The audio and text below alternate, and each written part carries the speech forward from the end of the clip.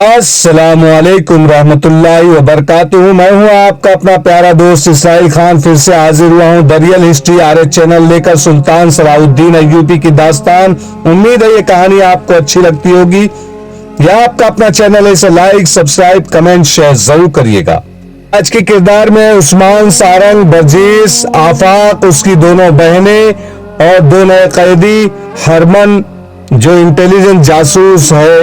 لاشوں کی حالات جو کہانی بیان کرتی تھی وہ کچھ اس طرح ہو سکتی تھی کہ ان لڑکیوں نے سنتری کو ہلاک کر کے آگ لگائی، بعد میں گھوڑوں کے رسے کاٹے اور انہی گھوڑوں کی بھگدڑ کی زد میں آ گئی۔ معلوم نہیں کتنے سو گھوڑے اور اونٹ ان لاشوں کو رونتے رہے۔ دو لڑکیوں کی عصمت بچانے کے لیے 4 لڑکیاں قربان ہو گئی۔ برجیس نے اپنے ہاتھوں ان لڑکیوں کے گلوں میں سلیبیں لٹکائی تھی تاکہ باوقت ضرورت وہ سلیبیں دکھا کر ظاہر کر سکے کہ وہ عیسائی ہے۔ ان لڑکیوں کا جنازہ نہیں پڑھایا گیا، انہیں سلیبیوں نے عیسائی سمجھ کر اپنے قبرستان میں کہیں دفن کر دیا۔ ان کے لواحقین نے ماتم نہیں کیا، ایصال ثواب کے لیے قرآن خوانی نہیں کی گئی، گھروں میں غائبانہ نماز جنازہ پڑھی گئی۔ چاروں لڑکیوں کے باپوں نے ایک ہی جیسے جذبات کا اظہار کیا۔ انہوں نے کہا کہ اسلام کے نام پر وہ 4 بیٹے قربان کرنے کو تیار ہیں، مگر ان سے جو قربانی لی جانے لگی وہ بڑی ہی اذیت ناک تھی۔ صلیبی فوج نے تمام مسلمان گھروں کی خانہ تلاشی شروع کر دی۔ خطرہ تھا کہ جو ہتھیار انہوں نے گھروں میں چھپا رکھے ہیں وہ پکڑے جائیں گے۔ سب نے ہتھیار اندرونی کمرے کے فرش کھود کر دبا دیے۔ دوسرا خطرہ یہ تھا کہ جو 4 لڑکیاں شہید ہو گئی تھی ان کے متعلق جواب دینا مشکل تھا کہ کہاں چلی گئی ہے۔ آگ کی رات کے دوسرے ہی دن امام کو جب لڑکیوں کی شہادت کی خبر سنائی گئی تو اس نے پہلی بات یہ کہی، تمہارے غیر مسلم پڑوسی اور مسلمان مخبر ضرور پوچھیں گے کہ لڑکیاں کہاں ہیں تو کیا جواب دو گے؟ امام دانشمند اور دوراندیش انسان تھا، اس نے گہری سوچ کے بعد کہا، چاروں لڑکیوں کے باپ اور بھائی میرے ساتھ آئیں۔ وہ آ گئے تو اس نے سب کو ایک طریقہ بتایا اور کچھ باتیں ذہن نشین کرائی۔ وہ سب کو صلیبیوں کے انتظامیہ کے دفتر میں لے گیا اور وہاں کے سب سے بڑے حاکم سے ملاقات کی اجازت لے کر بڑے غصے میں اور جذباتی لہجے میں کہا، میں ان لوگوں کا امام ہوں، یہ میرے پاس فریاد لے کر آئے ہیں کہ رات آگ لگی تو یہ سب آگ بجھانے کے لیے اٹھ دوڑے۔ یہ رات بھر کنووں سے پانی نکالتے رہے، شہر میں بھگدڑ مچ گئی، کسی کو کسی کا ہوش نہ رہا۔ یہ لوگ صبح کے وقت گھروں کو گئے تو انہیں پتا چلا کہ آپ کی فوج کے کچھ آدمی ان کے گھروں میں گھس گئے اور ان کی کنواری لڑکیاں اٹھا کر لے گئے۔ ہماری 4 لڑکیاں لاپتہ ہیں، ہماری فوج پر الزام لگانے سے پہلے سوچ لو۔ صلیبی حاکم نے رعب سے کہا، جناب میں مذہبی پیشوا ہوں۔ امام نے کہا، میں آپ کو یہ بتانا چاہتا ہوں کہ آپ ہمیں دھتکار سکتے ہیں اور اپنی فوج کو بے گناہ کہہ سکتے ہیں، لیکن خدا سے آپ کوئی اچھا برا عمل نہیں چھپا سکتے۔ آپ ہمارے حاکم ہیں، خدا تو نہیں۔ ان لوگوں نے آپ کی فوج کو نقصان سے بچانے کے لیے ساری رات آگ سے لڑائی لڑی، آپ انہیں یہ صلہ دے رہے ہیں؟ یہ بھی تسلیم نہیں کرنا چاہتے کہ ان کی لڑکیوں کو آپ کے فوجی اٹھا لے گئے ہیں۔ کچھ دیر کی بحث کے بعد حاکم نے انہیں کہا کہ ان لڑکیوں کو تلاش کیا جائے گا۔ امام اس سے یہی کہلوانا چاہتا تھا۔ باہر آ کر جب وہ واپسی کے لیے چلے تو امام نے سب سے کہا کہ اب یہی مشہور کر دو کہ رات ان کی لڑکیاں اغوا ہو گئی ہیں۔ چنانچہ یہی مشہور کر دیا گیا۔ ان کے پڑوس میں رہنے والے غیر مسلموں نے یقین کر لیا۔ رات شہر کی حالت ہی ایسی تھی کہ لوٹ مار اور اغوا آسانی سے کی جا سکتی تھی۔ برجیس سلطان ایوبی کے خیمے میں بیٹھا تھا۔ آفاق کی مرہم پٹی سلطان ایوبی کے جراح کر چکا تھا۔ آفاق کی دونوں بہنیں بھی خیمے میں بیٹھی تھی۔ برجیس رات کا کارنامہ سنا چکا تھا۔ سلطان ایوبی بار بار لڑکیوں کو دیکھتا تھا، ہر بار اس کی آنکھیں سرخ ہو جاتی تھی۔ برجیس نے کہا کہ وہ کرگ کو ایسی افراتفری اور بھگدڑ میں چھوڑایا ہے کہ فوری طور پر حملہ کیا جائے تو حملہ کامیاب ہو سکتا ہے۔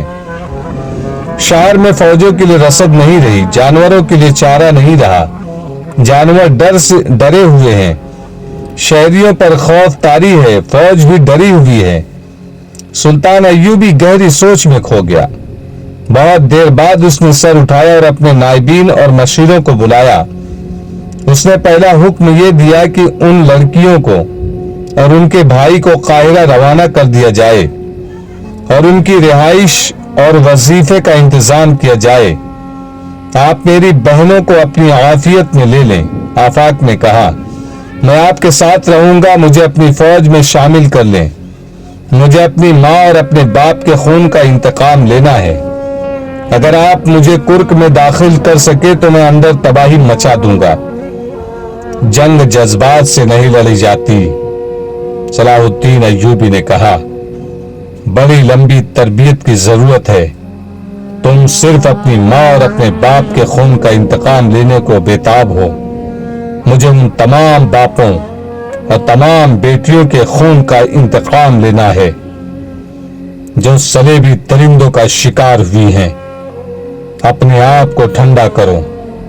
आफाक की जज्बाती हालत ऐसी थी कि सुल्तान अय्यूबी उसे जबरदस्ती काहिरा भेजने से गरीज करने लगा। उसे कहा कि वो पहले अपना इलाज कराए, सेहतयाब हो जाए, फिर उसकी ख्वाहिश पूरी कर दी जाएगी। इतने में नायब सालार और आला कमानदार आ गए, उनमें ज़ादान भी था।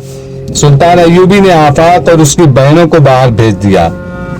उसने इजलास में ये मसला पेश किया कि क्या कुर्क को फौरन मुहासरे में ले लिया जाए।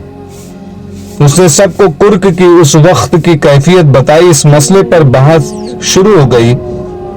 ज़ादान ने अपने जासूसों की रिपोर्टों की रोशनी में कहा कि सलेबी फौज सिर्फ कुर्क में नहीं, बाहर भी है और उसका एक हिस्सा ऐसी पोजीशन में है जो हमारी फौज का मुहासरा बाहर से तोड़ देगा। उन्होंने ऐसा इंतजाम कर रखा है कि रसद की आमदोरफ्त की हिफाजत के लिए उनकी पूरी फौज मौजूद है। अगर उनके पास वक्ती तौर पर रसद की कमी आ गई है तो यह समझकर हमला करना कि हमारा मुहासरा कामयाब होगा महज खुशफहमी है। उनके पास सिर्फ वही रसद और सामान नहीं था जो जल गया है। उनकी हर एक फौज के साथ अपनी अपनी रसद और सामान मौजूद है और उनकी नफरी हमसे 5-6 गुना है। इजलास के दूसरी शिरका ने अपने अपने मशवरे पेश किए। उनके अक्सरियत फौरी हमले के हक में थी और बाज ने इंतजार की तजवीज पेश की। तजावीज और मशवरे जैसे कैसे भी थे, सुल्तान अय्यूबी ने सुने। उसे ये देखकर इत्मीनान हुआ कि कमांडरों का जज्बा शदीद था। उनमें बेशतर ने कहा कि हमला जल्दी करें या देर से, ये पेशे नजर रखे कि एक बार हमला करके फिर ना सुनना पड़े कि मुहासरा उठा लो क्योंकि हम कमजोर हैं। सुल्तान अय्यूबी खामोशी से सुनता रहा। उसने आखिर में फौज के जज्बे और दिगर को उल्फ के मुतालिक पूछा।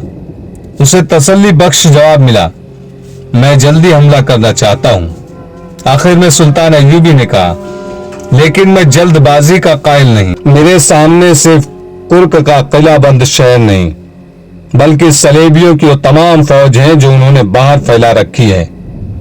ज़ादान ने ठीक कहा है कि कुर्क के अंदर की तबाही से हमें खुशफहमी में मुब्तला नहीं होना चाहिए। ताहम हमला जल्दी होगा, फासला ज्यादा नहीं। एक ही रात में हमारी फौज कुर्क तक पहुंच सकती है, मगर उन्हें एक जंग किले से बाहर लड़नी पड़ेगी। कूच से पेशतर हमें कुर्क के मुसलमानों को तैयार करना पड़ेगा।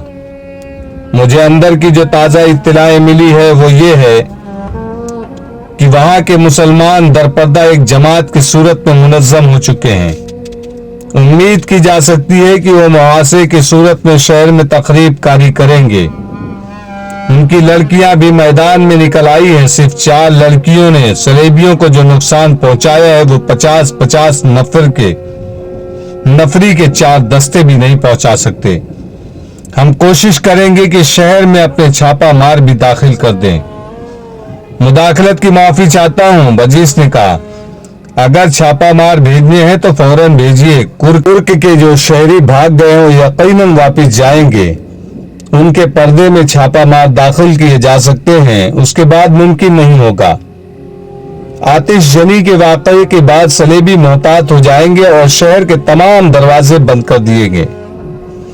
मुझे इजाजत दे कि मैं उनके साथ आज ही रवाना हो जाऊं। वो अपने साथ कोई हथियार न ले जाएं, वहां से हथियार मिल जाएंगे। आखिर फैसला ये हुआ कि आज ही रात छापा मार बर्जीस की क़यादत में रवाना कर दिए जाए। जहां तक घोड़े ले जा सकते हैं वहां तक घोड़ों पर जाए, आगे पैदल जाए। घोड़े वापस लाने के लिए कुछ आदमी साथ भेज दिए जाए। उसी वक्त जायदान से कहा गया कि वो बर्जीस की हिदायत के मुताबिक छापामारों को शहरी लिबास मुहैया करे और शाम के बाद रवाना कर दे। सुल्तान अय्यूबी ने अपनी फौजी कमांडरों को जंगी नौइयत की हिदायत दी और खास तौर पर कहा, याद रखना कि जिस फौज से हम हमला करा रहे हैं ये वो फौज नहीं जिसने शुबक फतह किया था।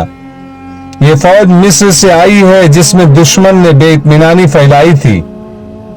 इस फौज को मुहासरे में लड़ने का तजुर्बा नहीं, कमांडरों को चौकन्ना रहना पड़ेगा। मुझे शक है कि इस फौज में तकरीबी ज़हन के सिपाही भी हैं। मैंने जो दस्ते अपने हाथ में रखे हैं वो तुर्क और शामी हैं और नूरुद्दीन जंगी की भेजी हुई कमक को भी अपने पास महफूज में रखूंगा। हालात तुम्हारे खिलाफ हो गए तो घबरा कर पीछे न हटाना, मैं तुम्हारे पीछे मौजूद हूंगा। और ये भी याद रखना कि कुर्क के मुसलमानों के साथ उम्मीदें वाबस्ता न किए रखना।